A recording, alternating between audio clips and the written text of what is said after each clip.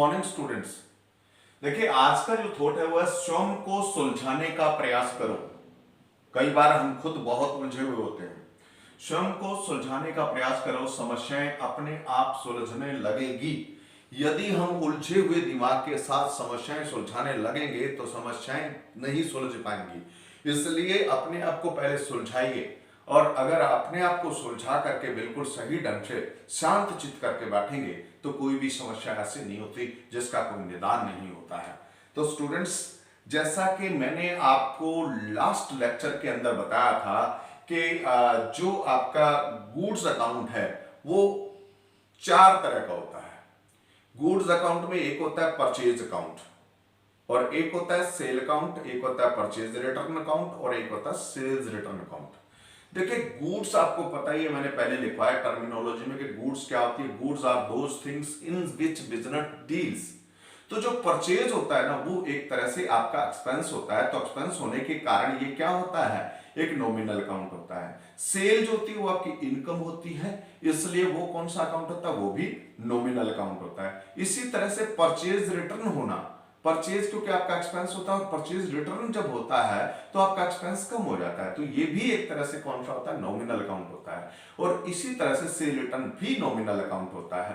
तो ये सारे के सारे नॉमिनल अकाउंट होते हैं, क्योंकि सेल रिटर्न नॉमिनल इसलिए होता है कि आपकी इनकम इससे कम हो जाती है, इसलिए नॉमिनल अकाउंट होता है। इसके अलावा स्टॉक अकाउंट को भी हम जो है इसी में ही, यानी आपके गुड्स अकाउंट में मानते हैं। तो स्टूडेंट्स, जब गुड्स ये लिखा हो कि परचेज गुड्स, तो वह गुड्स अकाउंट अफेक्टेड नहीं होगा बल्कि परचेज अकाउंट अफेक्टेड होगा। और जाहिर सी बात है कि परचेज हमेशा डेबिट ही होगा। उसके बाद है सोल्ड गुड्स अगर लिखा हो तो वह गुड्स अकाउंट पर कोई इफेक्ट नहीं होगा बल्कि सेल अकाउंट पर इफेक्ट होगा। इसी तरह से परचेज रिटर्न है गुड्स का, तो वहां गुड्स अकाउंट नहीं बल्कि परचेज रिटर्न अकाउंट और सेल रिटर्न के अंदर सेल रिटर्न अकाउंट ही अफेक्टेड होगा। ये बात का आपने ध्यान रखना है।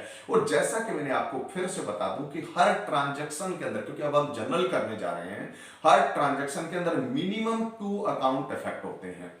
और क्योंकि ये डबल एंट्री सिस्टम होता है और इन दोनों की हम एंट्री करते हैं, दोनों अकाउंट की भी एंट्री करते हैं। मैंने आपको कहा था कि ट्रांजैक्शन को हिंदी में कहा जाता है लेन देन, और आपको रूल्स भी मैंने बता दिए, यानी जो लेन और देन है इन दोनों को ही रिकॉर्ड किया जाता है। रूल्स में आपको पहले बता चुका हूं कि पर्सनल अकाउंट, रियल अकाउंट और नॉमिनल अकाउंट के क्या रूल हैं, और personal account, real account, nominal account को पहचानने के लिए आपको एक सम भी दिया था मैंने। इस वीडियो के लास्ट में उस सम को मैं आपको सोल्व भी करवाऊंगा। यदि आपने कर लिया है तो आप टैली कर लेंगे, ठीक है। तो अब हम एक सम उठा रहे हैं डायरेक्ट जनरल एंट्रीज का। थोड़ा ध्यान से समझिएगा स्टूडेंट्स कि ये देखिए, इलस्ट्रेशन नंबर 1 है आपके इसमें बुक के अंदर, पेज नंबर 9.6 अगर आपके पास बुक है तो। Enter the following transaction in the journal of Siya Ram and sons. आपने फॉर्मेट भी देखना है। फॉर्मेट के अंतर्गत आपका जैसे ये जर्नल ऑफ सिया राम मैंने लिखा है, उसके बाद इसमें इसका फॉर्मेट बनाया, इसमें हमने लिखा है, ये टोटल कॉलम बनाए 1 2 3 4 5, यानी 5 कॉलम्स जो हमने प्रिपेयर किए हैं। 5 कॉलम्स के अंदर फर्स्ट कॉलम में डेट लिखा है, सेकंड कॉलम में पर्टिकुलर, और थर्ड कॉलम में लेजर फोलियो यानी लेजर का पेज नंबर है, और उसके बाद है अमाउंट डेबिट का कॉलम और अमाउंट क्रेडिट का कॉलम। वोचर नंबर का जो कॉलम है वो नाम ही बनाए तो चलेगा, कोई दिक्कत नहीं। इसलिए आप 5 कॉलम जो है इसमें बनाएंगे। अब देखिएगा आपने किस तरह से जर्नल एंट्रीज करना है। क्वेश्चन है कि enter the following transaction in the journal of Siya Ram and sons. तो हमने ऊपर लिख दिया सिया राम एंड सन्स भी हम लिख देते हैं यहां पर। अब देखिए, इसने लिखा है कि 2019 का ईयर है, हमने लिख दिया, और मंथ है इसमें जनवरी का, तो हमने जनवरी फर्स्ट डेट डाला है। और इसने लिखा क्या है कि Siya Ram and sons started business with cash. तो ये पूरा ट्रांजैक्शन है कि Siya Ram and sons started business with cash. अब सिया राम एंड सन्स कौन है, ओनर है। देखिए, अकाउंट के अंदर ओनर का कभी खुद का अकाउंट नहीं होता बल्कि उसका अकाउंट जो कैपिटल अकाउंट के नाम से होता है, यानी उसको रिप्रेजेंट करता है कौन सा, कैपिटल अकाउंट रिप्रेजेंट करता है। तो सियाराम की जगह कौन सा अकाउंट है? Capital account. और कैपिटल अकाउंट भी आपको मैं बता दूं स्टूडेंट्स कि ये कौन सा अकाउंट है? पर्सनल अकाउंट है। आपने उस क्वेश्चन के अंदर मैंने आपको दिया भी था कि कैपिटल अकाउंट को जो है पर्सनल अकाउंट है ये, कि Siyaram and son started business with cash. किसके साथ बिजनेस स्टार्ट किया? कैश के साथ। तो ये दो अकाउंट अफेक्ट हो गया, एक कैपिटल है और दूसरा कैश है। जब आप बिजनेस को स्टार्ट करते हैं कैश के साथ, तो कैश अकाउंट कौन सा अकाउंट आपका? रियल अकाउंट है। और जो कैपिटल अकाउंट है वो आपका पर्सनल अकाउंट है। तो अब आप रूल कोई एक अकाउंट का रूल इसमें अप्लाई करें, चाहे आप कैश क्योंकि रियल अकाउंट है रियल का रूल अप्लाई कर सकते हैं, चाहे कैपिटल जो कि पर्सनल अकाउंट है या पर्सनल अकाउंट का रूल अप्लाई कर सकते हैं। केवल एक अकाउंट को पहचान करके उसका रूल अप्लाई कर देंगे। अगर एक डेबिट हो जाएगा तो ऑटोमेटिकली सेकंड वाला क्या हो जाएगा? क्रेडिट। और यदि क्रेडिट हो जाएगा पहले वाला, तो सेकंड वाला क्या हो जाएगा? डेबिट हो जाएगा। अब जैसे देखिए यहां क्या कैपिटल के साथ सियाराम ने बिजनेस स्टार्ट किया, तो कैश कम्स इन। कैश क्या हुआ? कम्स इन हुआ। और कैश क्योंकि रियल अकाउंट है और रियल अकाउंट का रूल है डेबिट व्हाट कम्स इन, तो कैश कम्स इन हो रहा है, कैश को क्या करेंगे? डेबिट करेंगे। तो इसका मतलब क्या करेंगे? कैपिटल को क्रेडिट करेंगे। तो हमने इसको एंटर कैसे करना आप देखिएगा, क्योंकि कैश अकाउंट को डेबिट करना है तो पहले आप कैश अकाउंट लिखेंगे, लिखेंगे कैश और इसके साथ आपने डालना अकाउंट।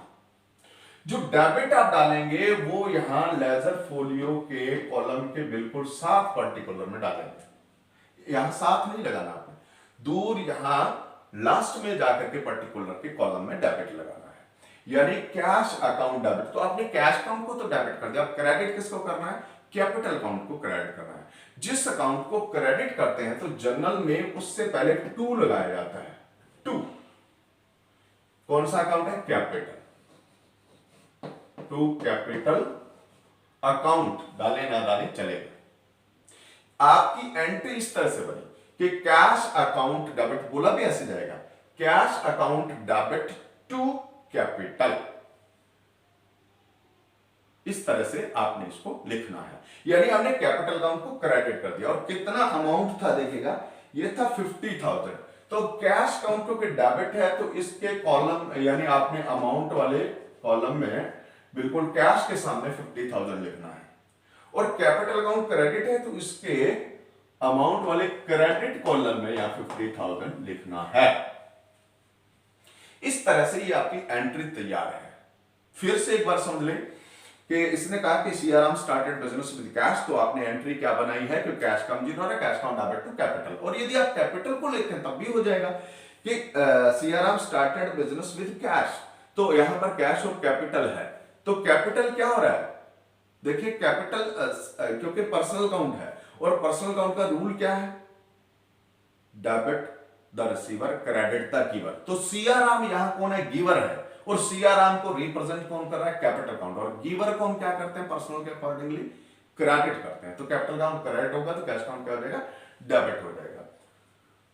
अभी देखिए ये जब एंट्री आपकी हो जाए तो आपने क्या करना है? पर्टिकुलर के कॉलम में एक लाइन से इसको अलग कर देना है। ओनली पर्टिकुलर के कॉलम में, यहां एलएफ और अमाउंट के कॉलम में ये नहीं जाएगी, ना ही डेट वाले कॉलम में आएगी।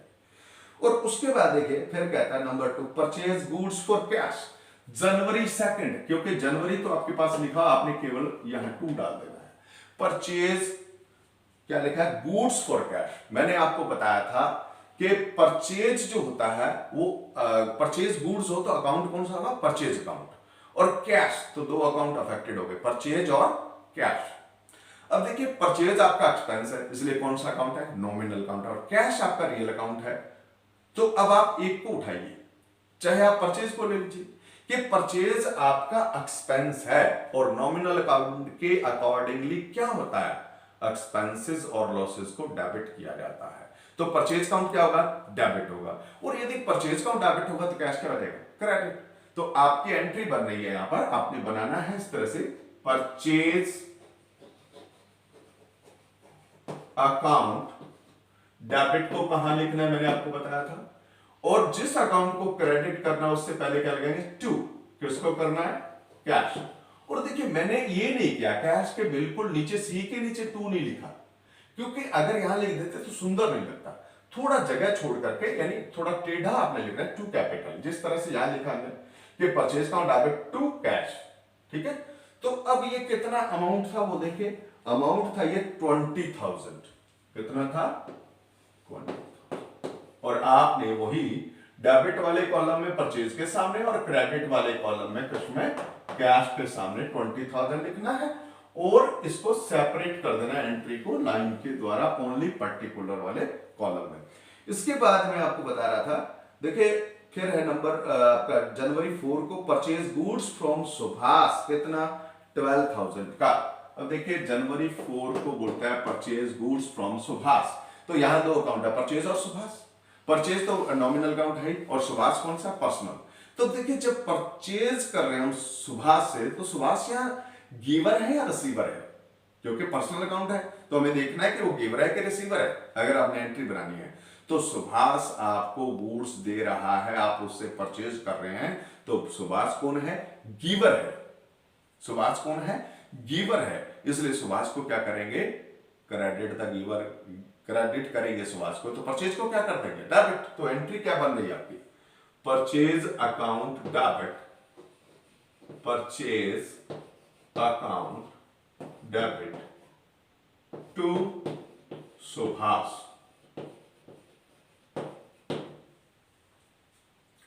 12,000।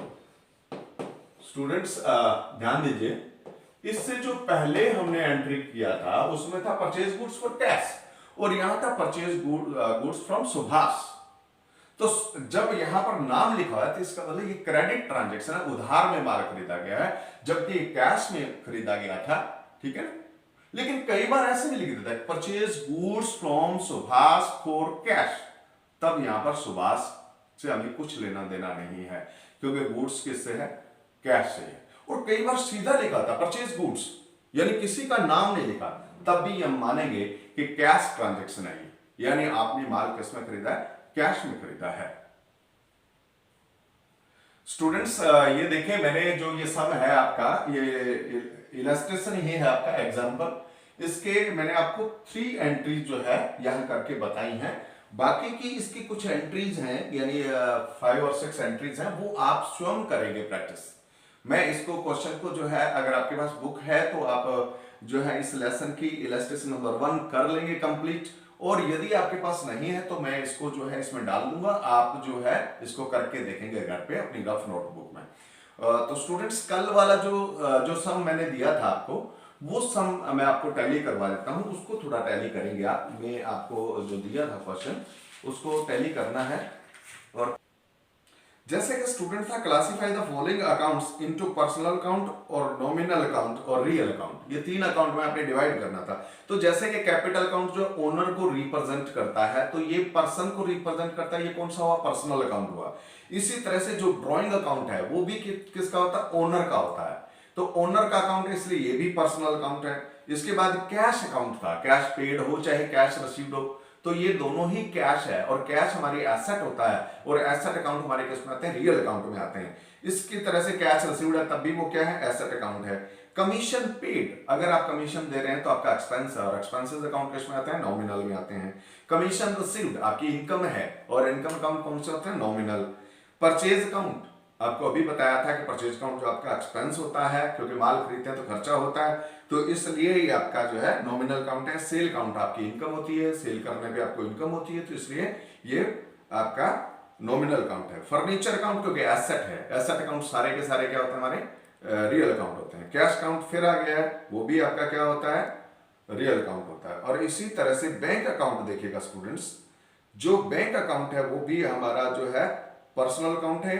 बैंक ओवरड्राफ्ट अकाउंट, ये हमारी जो है बैंक ओवरड्राफ्ट अकाउंट है, ये भी पर्सनल अकाउंट होता है। और इसी तरह से आपका है डेटर अकाउंट, डेटर भी कोई पर्सन होता है या फर्म होती है, ये भी हमारे पर्सनल अकाउंट है। क्रेडिटर्स भी हमारे पर्सनल अकाउंट है, क्योंकि ये भी या तो पर्सन होते हैं या जो है फर्म्स होती हैं।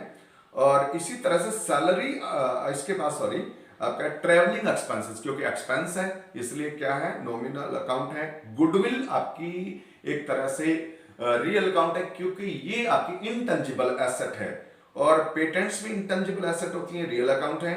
सैलरी अकाउंट आपका नॉमिनल अकाउंट है। सैलरी आउटस्टैंडिंग अकाउंट, अगर आउटस्टैंडिंग सैलरी है तो ये रिप्रेजेंट करता है उन लोगों को जिनकी सैलरी आउटस्टैंडिंग है, तो ये आपका कौन सा है, पर्सनल अकाउंट है। इंश्योरेंस अकाउंट क्योंकि एक्सपेंस है इसलिए क्या है, आपका नॉमिनल अकाउंट है। प्रीपेड इंश्योरेंस ये कई लोगों को रिप्रेजेंट करता है, इसलिए ये आपका क्या है, पर्सनल अकाउंट है। और इसी तरह से बैड डेट्स रिटर्न ऑफ, ये आपका जो है लॉस है, इसलिए कौन सा है, नॉमिनल अकाउंट है। और इसी तरह से बैड डेट्स रिकवर्ड आपकी इनकम होती है, क्योंकि डूबा हुआ पैसा जब वापस आता है तो आपकी इनकम होती है, ये आपका जो है नॉमिनल अकाउंट है।